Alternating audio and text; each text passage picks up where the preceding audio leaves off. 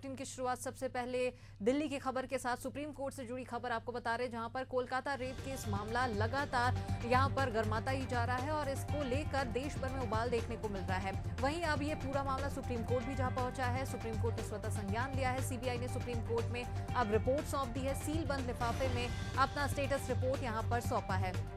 तो बीते दिनों यहां पर जिस प्रकार से सुप्रीम कोर्ट ने इस पूरे मामले को लेकर स्वतः संज्ञान लिया था और सुनवाई की जो तारीख थी वो आज के लिए टाल दी गई थी और आज अब देखने वाली बात होगी कि आज क्या सुप्रीम कोर्ट किसी नतीजे पर पहुंच पाता है या फिर सुनवाई की अगली तारीख यहां पर पेश कर दी जाएगी। बहरहाल एक अपडेट हम आपको ये बता रहे हैं कि कोलकाता रेप केस मामले से सीबीआई ने सुप्रीम कोर्ट में अपनी रिपोर्ट सौंप दी है, सील बंद लिफाफे में स्टेटस रिपोर्ट सौंप दिया गया है। चलिए इसी मामले पर और भी ज्यादा जानकारी के लिए रुक करते हैं हमारे सहयोगी स्नेह कमल की ओर, जो कि दिल्ली से इस वक्त सीधे हमारे साथ में इस मामले की जानकारी देने के लिए जुड़ चुके हैं। स्नेह कमल, आपसे समझना चाहेंगे क्या लगता है आज क्या सुप्रीम कोर्ट किसी नतीजे पर, किसी फैसले पर पहुंच पाएगी? क्या कुछ अपडेट है, विस्तार से आपसे जानकारी। प्रकाश, अगर ये कोलकाता के आरजीकर अस्पताल के जो रेप और हत्या के मामले की बात की जिससे सुप्रीम कोर्ट ने आपने बताया कि स्वतः संज्ञान लेते हुए 22 अगस्त यानी परसों सुनवाई की थी। सुनवाई में काफी कड़ी टिप्पणियां पश्चिम बंगाल की सरकार हो या पश्चिम बंगाल की पुलिस उसके खिलाफ किया था। उसके साथ साथ सीबीआई को यह निर्देश दिया था सीबीआई 2 दिन के अंदर आज अपनी स्टेटस रिपोर्ट जो है सुप्रीम कोर्ट को पे। तब से कुछ देर पहले सुप्रीम कोर्ट में जो सीबीआई ने अपनी स्टेटस रिपोर्ट जो सीलबंद लिफाफे में सौंप दी, उसके साथ ही साथ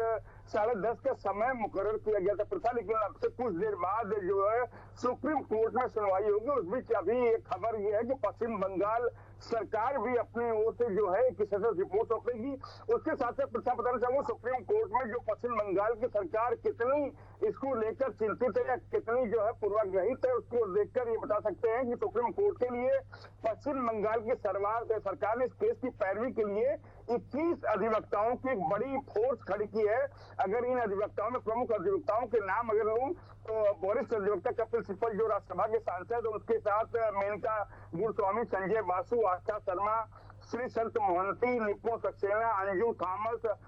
अपराजिता जामवाल, संजीव कौशिक, मंत्रिका हरियाणी, श्रेयस अवस्थी, उत्कर्ष प्रताप, प्रतिभा यदा, लिहानू शाइनी कोन्याक, रिपुल स्वाति, कुमारी लवकेश भंबानी, अरुता दास, देवदीप्ता दास,